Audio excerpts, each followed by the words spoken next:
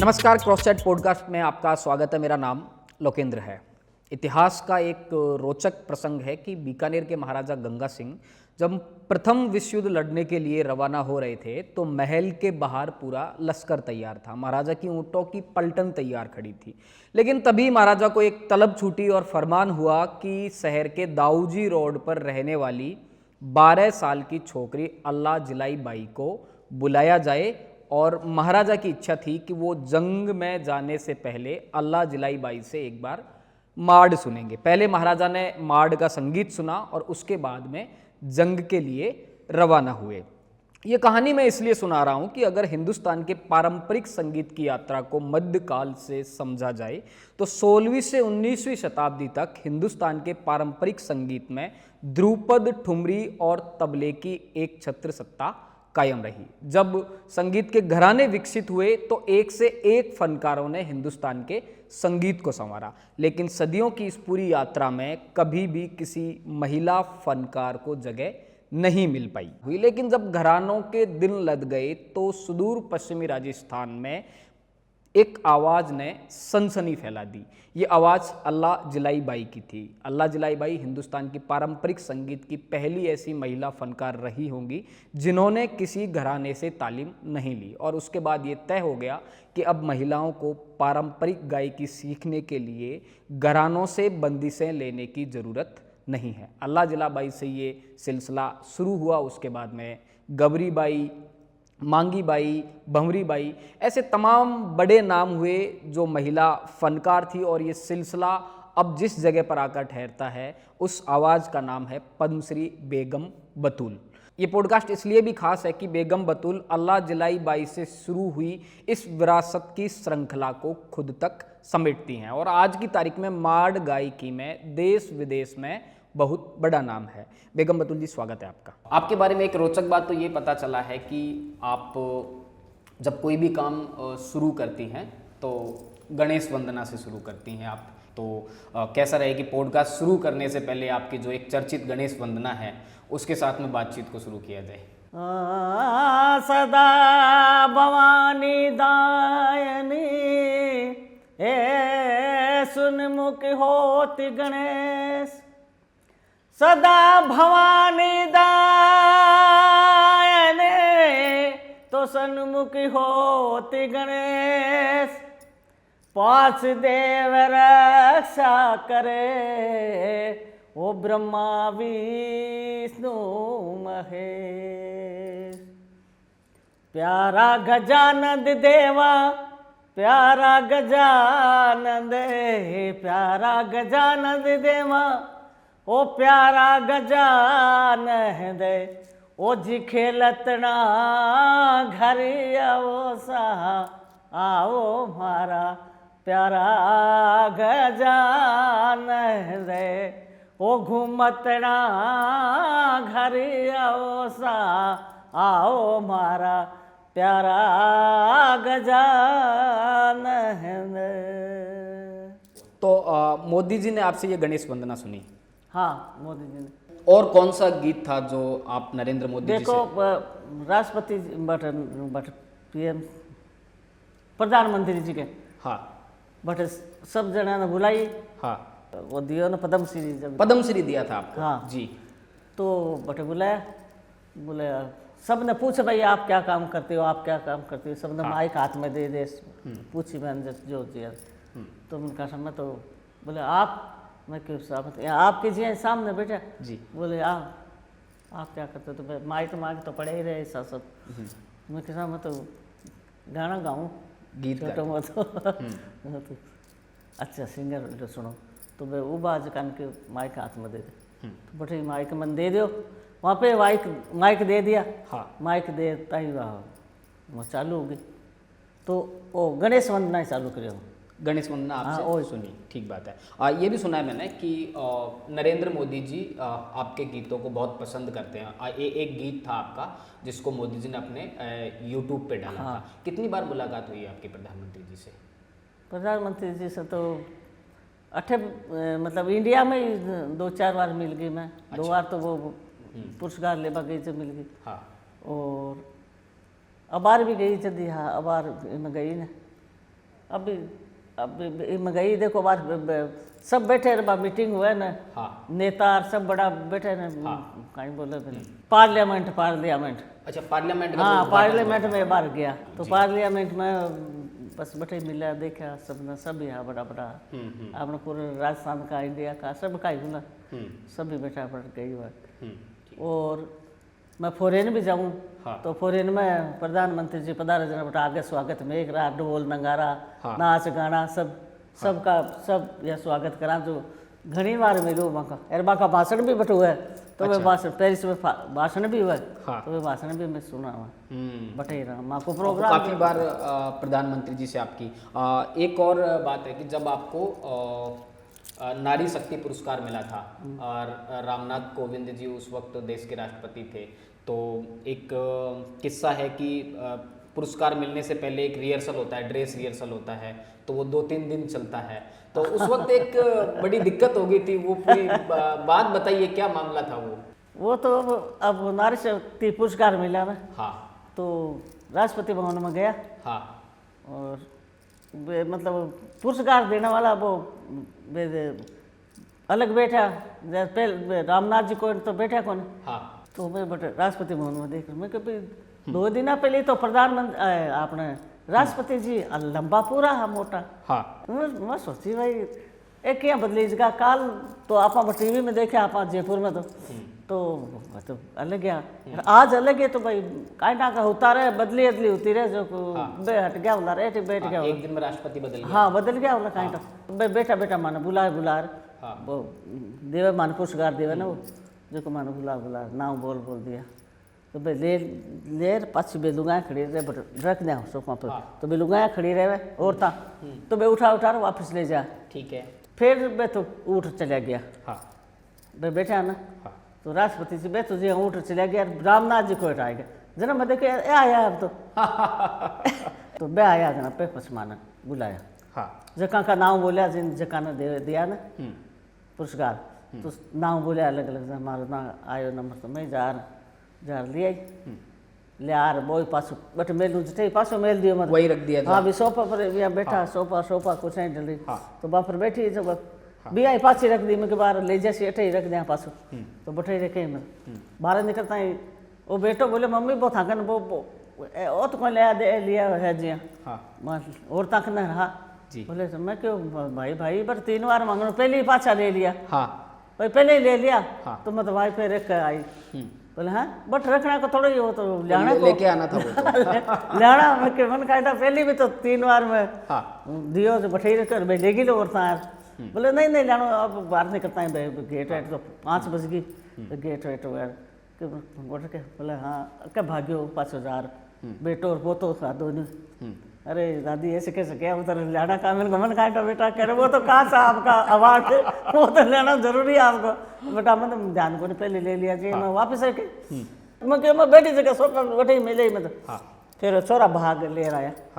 तो 80 हुई मारा में तो मन का राष्ट्रपति जी देवस का पहले दिया था बड़ी छोटी तो कहता ही मैं पछी तो ले जाई कोई तो अच्छी कौन लागे मैं सोची काटा जाके कहने ले जाओ तो यान का काम है साहब। तो आप देखिए कि हमारे गांव देहात की जो महिलाएं होती हैं वो कितनी सीधी होती हैं और कितनी ज़्यादा भोली होती है। मुझे अल्लाह जिला बाई का एक किस्सा याद आता है कि एक बार बीकानेर के महाराजा गंगा सिंह ने उनको रोल्स रॉयल कार गिफ्ट की थी। तो अल्लाह जिला बाई ने उसे वापस लौटाते हुए कहा था कि ये गाड़ी मेरे किसी भी काम की नहीं है, आप मुझे एक रेडियो दिला दीजिए ताकि मैं गाने सुन लेता हूँ। तो बतुल जी आपके साथ में ऐसा कभी हुआ कि कोई बड़ा आप अल्लाह जिला बाई ने रोल्स रॉयल कार वापस कर दी, आपने पद्मश्री अपना वहीं छोड़ दिया, तो कभी ऐसे पुरस्कार मिले कि किसी राजा महाराजा से किसी खैर अब राजतंत्र नहीं है तो सरकार ने आपको इतने तमाम पुरस्कार दिए, तो कभी बड़ा पुरस्कार मिला हो और आपको लगा कि इसकी तो जरूरत ही नहीं थी? पुरस्कार तो एक दिया तो मत अब लिया ही यार बात दे दिया मैं क्यों। हाँ वास्तव में कहीं है अरे भाई कहीं है वो कहीं। तो ए बोला बहुत बड़ा बच्चा बोला वो तो बहुत बड़ा अवार्ड मैं वास्तव में है कि बड़ा अवार्ड है कि कोई कहीं हुआ है।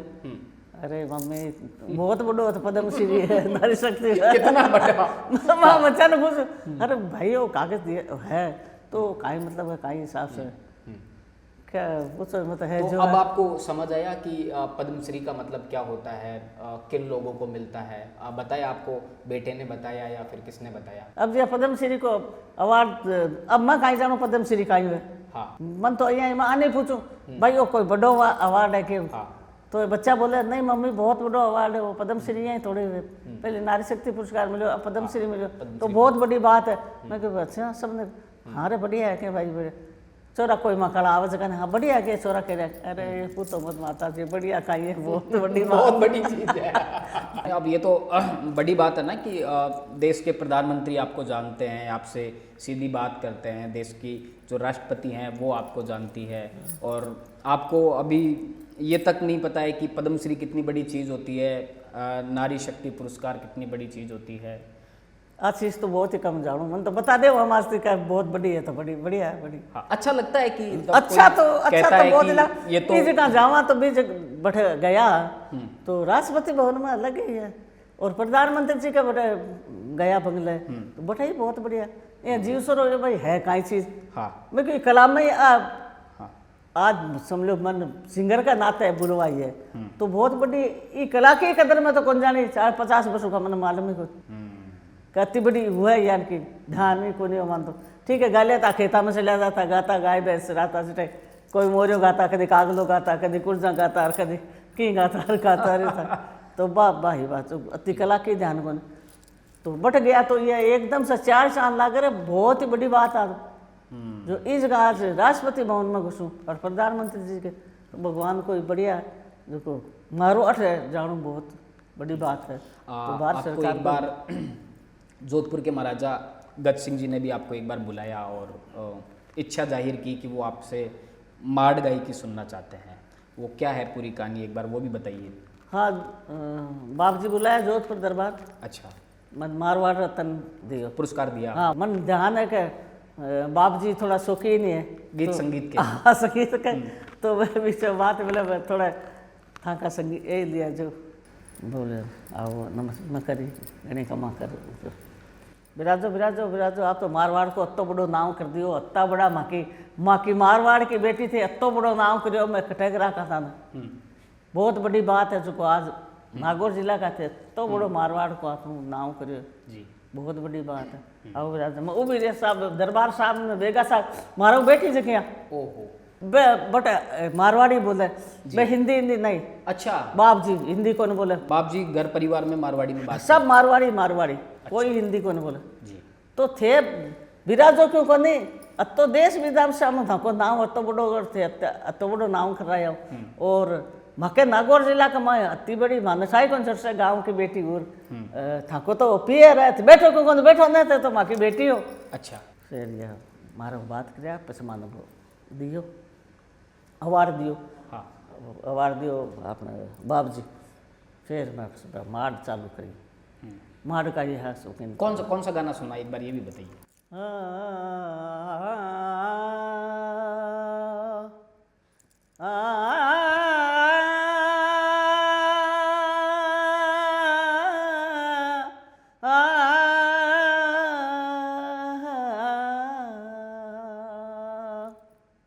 ओ जी इन रे ओ जी जोदान राय ए मार गए ओ जी गुण सायर मोरी झिणी झिणी उड़े रे गुलाब। वाह ओ जी गुण सायर मोरी ओ झिणी उड़े रे गुलाल। ओ जी आया ने ओ कही दे राठौड़ा ओ जी मेल में शायर मोरी प्यारी धन 16 सीणेगा ओ जी गुणे शायर मोरी ओ जी प्यारी महारानी सा 16 ओ सीनेगा। ये गाने के बाद में तो महारानी जी भी खुश हो गई होगी। क्यों माता जी आप कितने साल के हो? मैं 70 2-3 ऊपर उगली। हाँ। बोले हाँ अच्छा। बहुत बड़ी आपकी आवाज, बहुत मैं समझ ही कौन सका। मैं तो 40 भूलना 40 45 50 साल का 55 नहीं साल रहती उम्र तो खाई आप बढ़िया गाया, बहुत अच्छा मार्ड माना समझ पड़ी क्या चीज़ें गावे, और बहुत ही बढ़िया सुरीला गाया थे। तो बाप जी को थोड़ी समझ है इन चीजों की, राजस्थानी। नहीं तो बाप जी बहुत समझे सुरावट में हाँ। और आ चीज़ा में बाप जी ने बहुत पसंद है। अच्छा।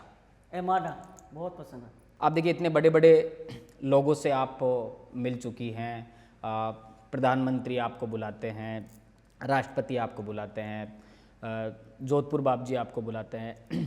कभी सोचा था आपने कि केराब जैसे छोटे से गांव से एक बहुत गरीब परिवार में पैदा होने के बाद में जो आपकी यात्रा गांव से थी कि आप गाय भैंस चराने के लिए जाती थी, वहाँ से फिर गांव में ठाकुर जी का मंदिर था, वहीं से आपको ये संगीत की तालीम मिली। कैसा था आपका बचपन, कैसा था बेगम जी? देखो मंदिर की हमारी एक ही दीवार थी जी। तो पहले तो ज़्यादा पक्का मकान तो हा को नहीं, कच्चा ही हा। तो अठी ना ऊना जाओ मंदिर के वहाँ को एक ही। अच्छा। बिल्कुल कोई कि कुछ को नहीं यही बाड़िया से अति सी गई जो मंदिर था वही घर बस था। मंदिर में आ जावा माँ के घर आ जा एक बिल्कुल दीवार ही कहीं की यही। ठीक है। तो बट मंदिर में हमारी बहुत सारी सहेलियाँ हैं, सब सातवीं को माँ के सहेलियाँ हैं गाँव में। तो सब शाम का सेवा हुआ जी टाइम का बेड़ा हो जाओ, सब कोई झींझा बजाओ, कोई ढोलक बजाओ, कोई नंगारो बजाओ, कोई करे भजन गावा साके।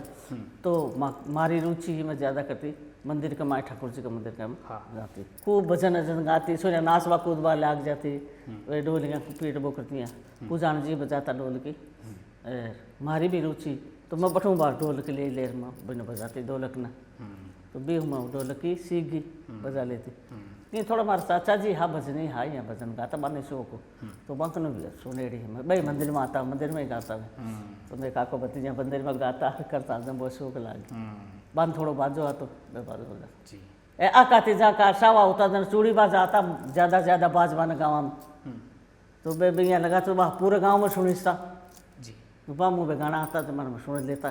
तो भी मैंने शौक हो तो मैं मंदिर से ही हमेशा गाना ठाकुर जी का मंदिर सीखी भजन पे सुनता सामता है माड है क्योंकि वो छोटो रेडियो हो वो तो पुराना रेडियो बा में आती है कलाकारा के माडा अच्छा अच्छा कलाकार पुराना हाँ कोई। तो मैं कह रहा था ना बारा आकर मन हमारे दिमाग में बैठ तो भी हिसाब से मैं भाई माडा को सीखी। मैं हमारे दर्शकों को भी एक बहुत महत्वपूर्ण बात बताना चाहता हूँ। जो बेगम बतूल जी हैं, इनकी संगीत की तालीम ठाकुर जी के मंदिर से हुई, और ये अपने आप में हमारे समाज की बहुत अद्भुत बात है। हम बिस्मिल्लाह खान के बारे में जानते हैं कि वो देश में सांप्रदायिक सद्भाव के प्रतीक थे, और जो हमारे समाज का कलाकार होता है वो असल मायने में भाईचारे का प्रतीक होता है। कि और आप देखिए कि एक इतना बेहतरीन गांव, एक इतना खूबसूरत गांव कि एक मुस्लिम समाज की छोटी सी बच्ची रोज़ ठाकुर जी के मंदिर में जाके भजन गाती है, और वहीं से उसकी यात्रा इतनी बड़ी हो जाती है कि वो राष्ट्रपति भवन में गाती है, वो 25 देशों में गा चुकी है।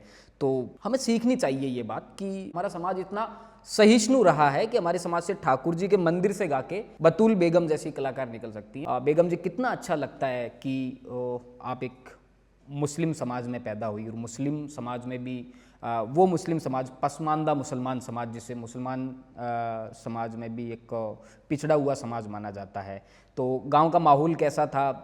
आप मंदिर जाती थी, ठाकुर जी के भजन गा के आपकी यात्रा शुरू हुई, तो कितनी अच्छी लगती है ये बात अब यहाँ तक पहुँचने के बाद में? देखो कि कोई मतलब भी को नहीं है कि हिंदू मुस्लिम आज तक के कोई मतलब अभी नहीं है हमारे गांव में, अभी भी नहीं है, अभी भी नहीं है। अभी मंदिर में ही मेरा स्वागत हुआ, अभी आइए 2 महीने पहले मेरा मंदिर में ही हुआ, ठाकुर जी के मंदिर के सामने ही मेरा स्वागत हुआ। तो मतलब ही नहीं है कि हिंदू है मुस्लिम है, मतलब दिमाग में ही कोने मांगे। बिल्कुल एक साथ हम सब बैठते हैं, सब सहेले हैं ना सातों कौम की, चाहे ठाकरा के देखो, बीनर शाह देखो, भाई शाह देखो, मैं सगले एक ही एक मरे वहाँ। हाँ। कोई मतलब ही को नहीं हिंदू मुस्लिम का शहर में कोई सुना कोई यार खैर कहीं पैदा हो जाए कोई अलग जो करवा लग जाए बहन को, लेकिन माँ को तो भावना ही को नहीं यानी कि कोई कि हिंदू मुस्लिम का गांव में कोई मतलब ही कोई ठीक बात आज तक ही ये सब राजनीति के चक्कर में बस ऐसी ना है राजनीति के खराब हो जाने में बस बात आप जबकि हमारे समाज की सच्चाई ये है कि हम एक साथ बैठते हैं, एक साथ गाते हैं, एक साथ खाते पीते हैं। और ये हमारे समाज की सहिष्णुता है कि हमारे समाज से बेगम बतूल जैसे कलाकार जो ठाकुर जी के मंदिर से जिनकी यात्रा शुरू होती है और राष्ट्रपति भवन तक पहुंचती है, इस बात का गर्व होता होगा आपको कभी? बहुत बड़ी बात है जी। अब मैं काई कह सकूं, पूछो ही मत आप। इतनी बड़ी बात है कि मैं राष्ट्रपति भवन बत्ती पूछी। इतना छोटा गांव में गरीब परिवार में पैदा हुई, गाया चराती, बकरियां चराता, भैंसियां चराता, बंद कर खेता गमाए जाता, फिर वो करता कासरा पड़ा काबो करता, बस जैसे गाता कोई कभी की गा लेता, कभी की गा ले आवाज संभव आवाज को मारो रियाज वो भी आई देखो खेता में। और मोरिया आछो बोलो रे डरती रात का, मोरिया आछो बोलो रे डरती रात का, रात का, रात का। ओ मारे ही वेड़े में, ओ जी मारे ही वेड़े में बेगी रे करोते, मोरिया आछो बोलो रे डरती रात का।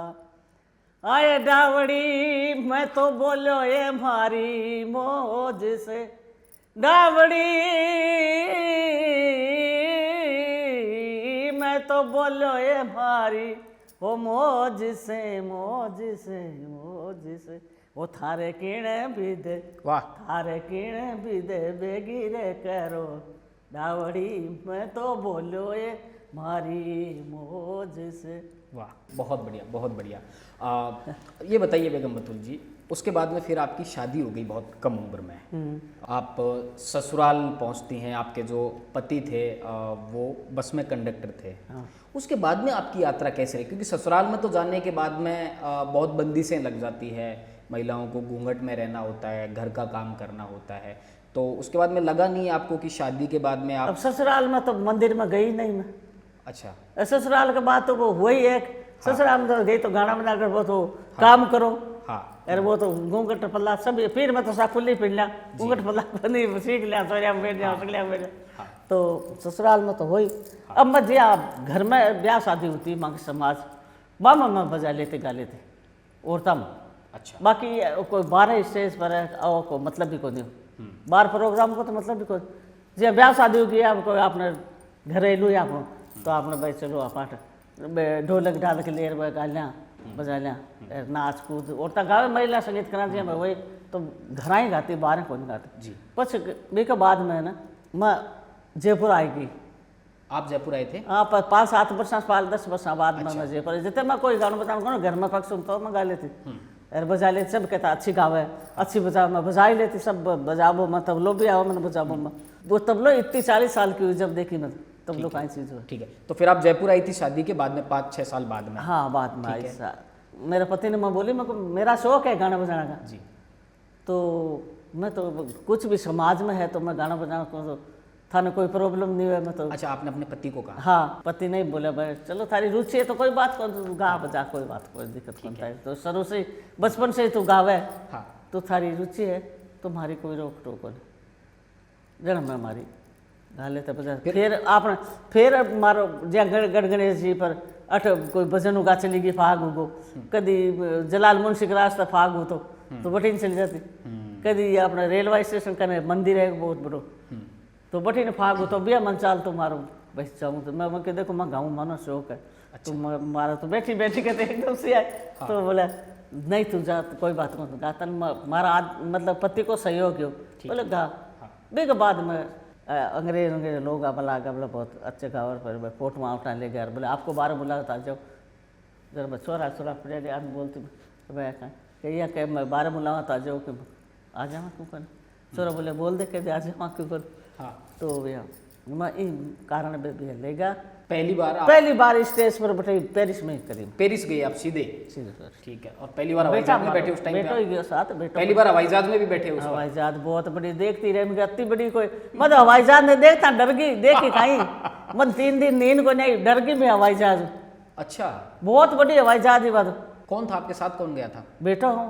पेरिस का कल्चर कैसा लगा आपको? बहुत अच्छा, बढ़िया, बहुत बढ़िया, बहुत अच्छा है समझे, और गाना बजाना में बढ़िया समझे। बहुत बढ़िया से। ये आपने तो सच्ची गानों बजाना होता है, उठ चला था या कर जाने बहुत सुन दिया मैं पूरो गानों बजाना सुन जाओ, इतनी बार रुचि। अब बार होली हुआ कल्चर सीखा हुआ ना, होली है आमा के गणगौर, गणगौर बार ऑस्ट्रेलिया में गणगौर कराई बहुत ऑस्ट्रेलिया में गणगौर हाँ वहाँ मनाते हैं वो लोग। तो बटे ऑस्ट्रेलिया में मैंने दूर बहुत है ऑस्ट्रेलिया भेजा दूर 18 घंटा लग गया जाबा में आगते होते। तो अब आपको डर तो लगता नहीं है वाइजैक में बैठने से? मेलमम कई गाँव आवे वो मेलबर्न हाँ। कान फेस्टिवल में ही ओलंपिक में ही है हमारा 10 दिन का प्रोग्राम बार पूरा ढोल नंगारा ओलंपिक में हाँ। जिसमें नीरज चोपड़ा ने गोल्ड हाँ मेडल पेरिस जीता। में। तो आप तो नीरज चोपड़ा से भी मिली होंगी क्यों ना? मिला क्यों कौन अच्छा मिला वहाँ मिला और बे क्या बात हुई नीरज चोपड़ा? अम्बानी जी का ये बे भी मिला बाकी और मुकेश अंबानी हाँ बाकी औरत को बेटो मोटो मोटो है कार में झगड़ा ही है। अनंत अंबानी हाँ। वाह वाह माता जी। तो मोटा मोटा है भाई बाकी शादी कर दी अनंत अंबानी ये का तो आपको बुलाया नहीं अनंत अंबानी ने? नहीं बटाई तो हम गाँव मारा सुन रहे तालियां बजा रही हैं अच्छा बटाई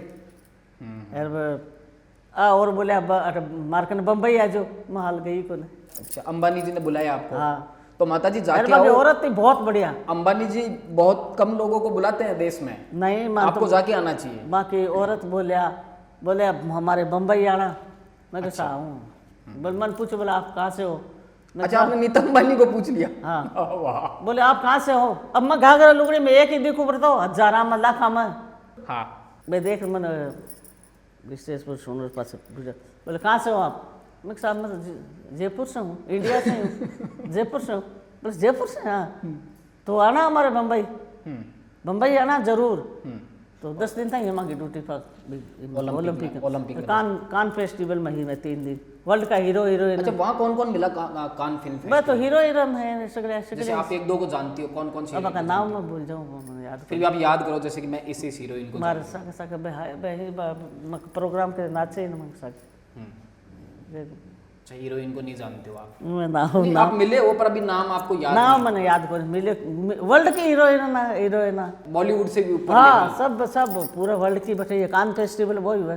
और अयोध्या का मायने प्राण प्रतिष्ठा पहले हो मैं गई प्रोग्राम बट भजन नाम मारो नंबर आयो राम मंदिर के प्राण प्रतिष्ठा में वहाँ भी आपने भजन गाया था ना, राम जी का भजन गाया था। कौन सा भजन था वो, एक बार वो भी सुनाओ हमारे दर्शकों को। हो जी राम घर आया वाह आया मारे सुबरी घड़ी सुबरी घड़ी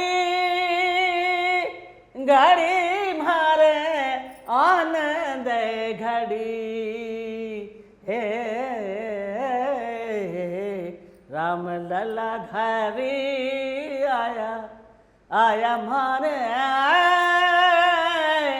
आनंद घड़ी। वाह। बहुत चुनिंदा कलाकारों को अयोध्या बुलाया था सरकार ने। सोनू निगम वहाँ थे। हाँ सोनू निगम को तो जानते हो आप? झाड़ू मार सोनू के फोटो देख लो सागा। अच्छा आपके साथ फोटो भी है सोनू? हाँ फोटो है। क्या क्या बातचीत हुई सोनू निगम? मिलता है माता जी आओ आओ आओ आओ माता जी आओ सागे फोटो खिंचाइए दे आओ माता जी। और जैसे मालिनी अवस्थी से तो आपकी बहुत अच्छी दोस्ती है। बहुत अच्छी है। और शान बम्बई आओ सोनू निगम में बोला बम्बई आओ। तो ये जो बॉलीवुड इंडस्ट्री वाले इतने लोग आपको जानते हैं, आपका सम्मान करते हैं, आप फिल्में देखते हो इनकी या सोनू निगम के गाने सुनते हो? नहीं मैं तो सिंगरों से मैं गाना बजाने का कारण वो मैं तो खुद ही सिंगर है। लता मंगेशकर से मिले हो आप कभी? नहीं बस मिली को नहीं। अच्छा उनके गाने तो आपने हाँ, सुने होंगे, हिंदुस्तान की स्वर को मैं तो अलग ही मार्केट तो उनको तो भारत रत्न भी मिला। अब क्या इच्छा है आपकी? आपको ये तो जैसे आपको तो ये भी नहीं पता कि पद्मश्री किस तरह का पुरस्कार होता है। अब पढ़ने लिखा बता दो आप जान का जान जैसे को बड़ो ये तो अब आगे क्या इच्छा है कि पद्मश्री के बाद में आपको पद्म भूषण मिले, पद्म विभूषण मिले, भारत ये बताया आपको आपके बेटों ने कि पद्मश्री से बड़ा पुरस्कार पद्म भूषण होता है, पद्म विभूषण होता है, फिर उसके बाद में भारत रत्न होता है जो लता मंगेशकर को मिला। हाँ ये सुनिया अब सुनिया। अच्छा ये बतावा है ना कि अब अवार्ड हुआ ऊपर ऊपर। ठीक है भगवान की कृपा है।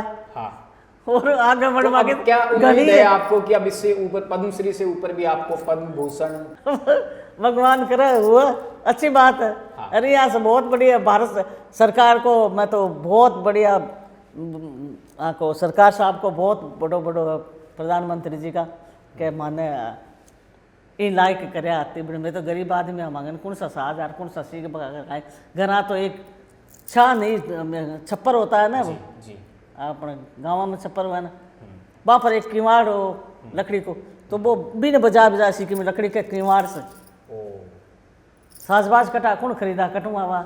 कमाल की बात है।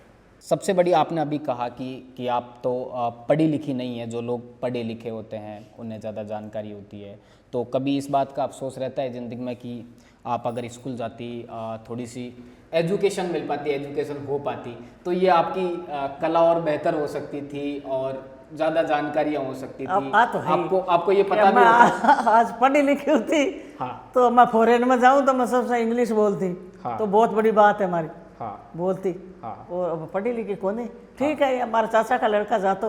हाँ। तो मैं 2-4 क्लास तो गई, जो भाई हिंदी में लिख लूँ, पढ़ लूँ, अखबार का पढ़ लूँ, या कोई मारो गानों मन लिख लूँ तो मैं मारो गानों लिख लूँ और ना तो वो नहीं, पर इंग्लिश नहीं। मेरे को तो ये बताइए कि आप फ्रेंच बोलती हैं। जब प्रेसिडेंट मैक्रो, जो फ्रांस के प्रेसिडेंट थे, जब 26 जनवरी को हिंदुस्तान आए थे, भारत के स्टेट गेस्ट थे, तब आप उनसे मिले थे, वो पूरा किस्सा बताइए ना आपने फ्रेंच लैंग्वेज में क्या कहा उनको। बस सब मिल रहा है ना माना। तो सागे सागे राष्ट्रपति द्रौपदी जी, हाँ द्रौपदी मुर्मू जी थे वहाँ पे। बे फ्रांस का मैक्रो राष्ट्रपति बे तीनों सागे चाल रहे। बे सब नमस्कार नमस्कार नमस्कार आवाज का सगला कराए खड़ी सगले। फिर बे पेरिस का प्रधानमंत्री जी आया ना, तो बाद में बोली वोजू के एकदम से बेचोम किसका वोजू के बाली कौन है? वोजू वोजू वोजू। आप राम राम ने कहा राम राम, तो फ्रेंच में वोजू कहते हैं। फ्रेंच में कहे वोजू।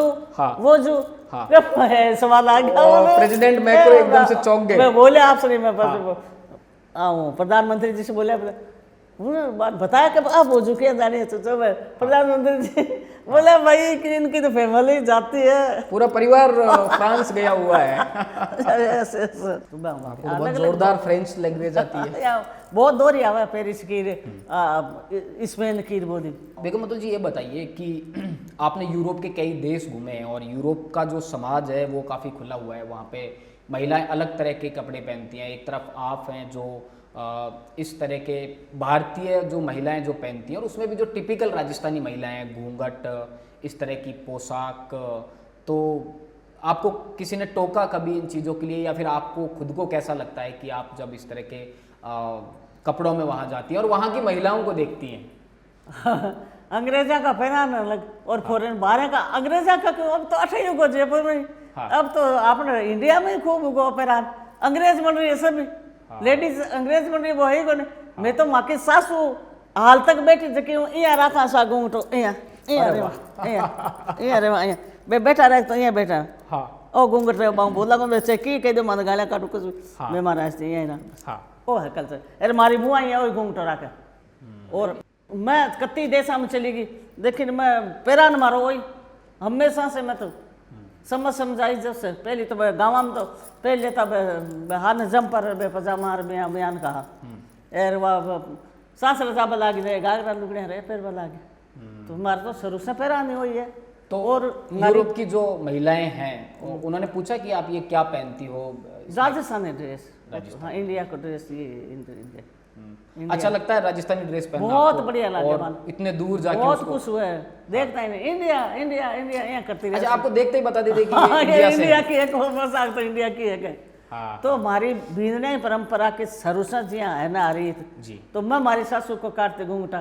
तो अब तो आपको लगता है ना कि अब तो जमाना बदल गया, काफी चीजें बदल रही हैं, अब इनसे आगे बढ़ना। हमारे घर में तो कोई तोती फैशन बनना अच्छी कौन लगे। टिपिकल राजस्थान है ये। और हम उस पीढ़ी से बात कर रहे हैं जिन्हें अपनी परंपराओं से प्रेम है, जिन्हें अपने ट्रेडिशन से प्रेम है, जिन्हें अपने कल्चर से प्रेम है। और बेगम बतूल उन महिलाओं का प्रतिनिधित्व करती हैं। और ये बात वो महिला कहती हैं जिन्होंने यूरोप देखा है, जिन्होंने पेरिस देखा है, जिन्होंने कई देशों के राष्ट्राध्यक्षों को देखा है, मिली हैं। लेकिन तो आप देखिए कि उन्हें जो अपनी पहले वाली पीढ़ी से मिला है वो अब तक उसे बनाए रखे। अब इस पे तमाम बहस हो सकती है कि घूंघट सही है गलत है, लेकिन लब्बो लुआब बात का ये है कि एक ऐसी पीढ़ी हमारे बीच में मौजूद है जिन्हें बतौर ट्रेडिशन, बतौर कल्चर ये सारी चीज़ें अच्छी लगती हैं। अभी जो टेक्नोलॉजी में बहुत सी चीज़ें चल रही हैं, टेक्नोलॉजी बहुत आगे पहुंच गई। आपको फ़ोन हमारी ज़िंदगी का एक बहुत बड़ा हिस्सा बन गया है। बिना फ़ोन के तो फ़ोन चलाना आता है आपको? मैं तो फोन देखा है माँ, अच्छा। मन काटा फोन का पहली सुनता है क्या कई कई बड़ा बड़ा लोगों के ना जी प्रधानमंत्री जी हुआ, राष्ट्रपति जी अंगन होला या फोरेना होला, हाँ सुनता क्या फोन ये है हाँ। जो को फोन ले जा कठी नहीं चला जाओ, गाँव जावे कटे जावे न विदेश विदेश जावे तो फोन बात कर ले। अरे हुआ तो गाँव में जानता ही कौन भाई जावज का ये क्या ले गाड़िया में तार लागेड़ा क्या जाए भाई, फोन ले जाए तो फोन के तो तार ही होता उला ये अचुम हो तो सामान में सुनता जा। ठीक है। जानता ही कौन में फोन बारे में फोन ही बोलो अब भी देखो। हाँ। अच्छा नहीं मन फोन चलानो आवे नहीं मन था मैं अटक जाऊं कटे वो फोन तो बडोड़ो तो मजाड़ो ही कौन मारो फोन वो है छोटो शौक है। अच्छा कीपैड तो शौक है। हाँ। देखो वो कोई को आ जाए ना सोना को बताइड़ो है ये दबा दूं ना वो सुन लो बात कर फोन उठाना आता है बस, हाँ, कॉल रिसीव कैसे। हाँ, हाँ। बस वो ठा कौन आयो कोई कौन को है वो मन कौन था पर बेगम जी आपसे पहले मांड गायकी की जितनी भी बड़े नाम हुए हैं मांड गायकी में वो सब महिलाएं हैं और आपकी जैसी महिलाएं हैं। कहने का मतलब चाहे आप अल्लाह जलाई बाई को देखिए, भंवरी देवी, गौरी देवी, ये सब बहुत छोटे परिवारों से जिनको एजुकेशन नहीं मिली, जिनकी तालीम नहीं हुई, इन्होंने किसी उस्ताद से नहीं सीखा। तो आप ये देखिए कि ऐसा क्या है कि मांड गायकी में महिला कलाकारों को इतनी ख्याति मिली, क्या कारण है कि मतलब पुरुष ये जो मांड गायकी है इसके अलावा आपको नहीं पकड़ पा रहे हैं या फिर मांड गायकी में पुरुष बहुत ज़्यादा चर्चित नहीं हो पा रहे हैं? देखो दिमाग लगा सीखे जकन तो है आवे ही है, अब भी आवे किसी आवे को नहीं, अब भी सीखा तो बतावा आवे ही है चक्कर का सुरावट दिमाग में है तो बिना नॉलेज में सीख रहे हैं तो वो सीख सके सीखे ही आई क्या वहाँ सीखो चीज़ें जावे। अच्छा आप सिखाती हैं, आप खुद भी मांड सिखाती हैं? हाँ सिखाऊँ क्योंकि मांड के अब बहुत सिखाऊँ ना कई ज़्यादा फनकार नहीं बचे। सिखाऊँ कई लुगाया पता नहीं सिखाऊँ बुलाऊँ साफरान तो आपको भरोसा है कि आपके बाद भी ये जो मांड गायकी है आई बात न क्यों आप जिंदा रखो आपने मांड गाय के परंपरा के ट्रेडिशनल गाना है तो ये आपने चालू रखो।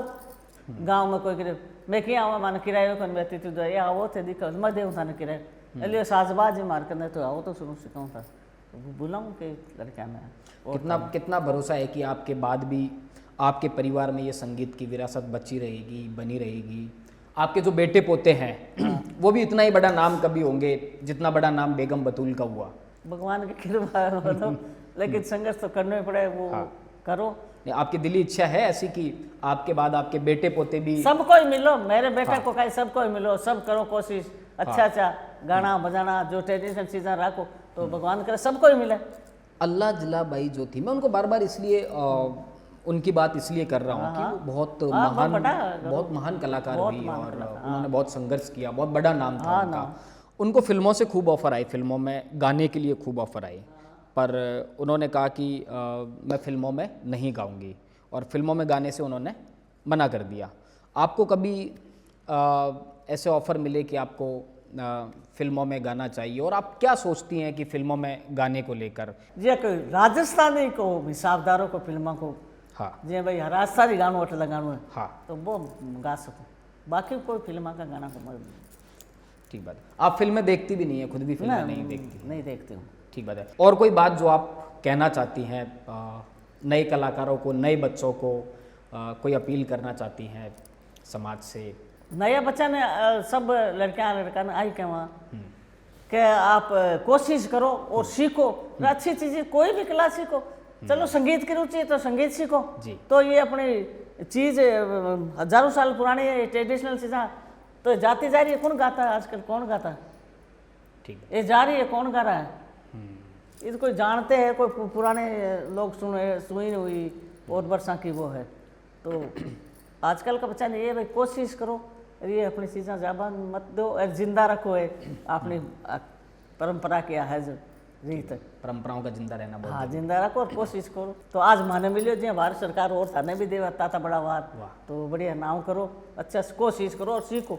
बहुत कमाल के और अच्छे विचार हैं आपके। तो पद्मश्री बेगम बतूल हमारे स्टूडियो में आज पधारी और आपने सुना कि कितने दिल से बात करती हैं ये और जीवन में कितनी सरलता है कि पद्मश्री लेने के लिए पहुंच जाती है और इन्हें ये तक नहीं पता कि ये पद्मश्री क्या होता है। इनको बच्चों ने बताया कि पद्मश्री इतनी बड़ी चीज़ होती है। कहने का मतलब है कि इनके जीवन से ये सीखा जा सकता है कि हम अपने काम को लेकर ईमानदार रहें, अपने हुनर को लेकर ईमानदार रहें और जीवन में इसी सहजता के साथ में, इसी अनुशासन के साथ में, इसी सादगी के साथ में आगे बढ़ते रहें। आपको ये पॉडकास्ट कैसा लगा और बेगम बतूल जी जिनकी बातें आपको कैसे लगी, आपने इनके जीवन से क्या सीखा, हमको ये कमेंट सेक्शन में आप ज़रूर बताएं और हमको ये भी बताएं कि आप ऐसे ही और किन लोगों के पॉडकास्ट क्रॉस चैट के माध्यम से सुनना चाहते हैं। बेगम बतूल जी, आज आप पधारी और हमको व्यक्तिगत तौर पर बहुत अच्छा लगा कि एक इतनी साधारण महिला जिसकी सफलताएं इतनी बड़ी है, उन्होंने हमारे साथ में बहुत दिल से बात की। अब चूँकि आप मांड गायिका हैं तो केसरिया बालम के साथ में आज की बात को ख़त्म करेंगे। तो एक बार आप केसरिया बालम गा दीजिए ताकि आज का जो हमारा पॉडकास्ट है वो पूरी तरह से मुकम्मल हो जाए। सोनारी धरती उगे तो चांदी रो आसमान, सोनारी धरती अठे तो चांदी रो आसमान, रंग रंगीलो रस भरो भारो प्यारो ई राजस्थान। ओ जियो केसरिया बालम, ओ जियामो सा पधारो सा मारे देश जी, ओ जी केसरिया बालम, ओ जियावो सा, ओ पधारो सा, ओ मारे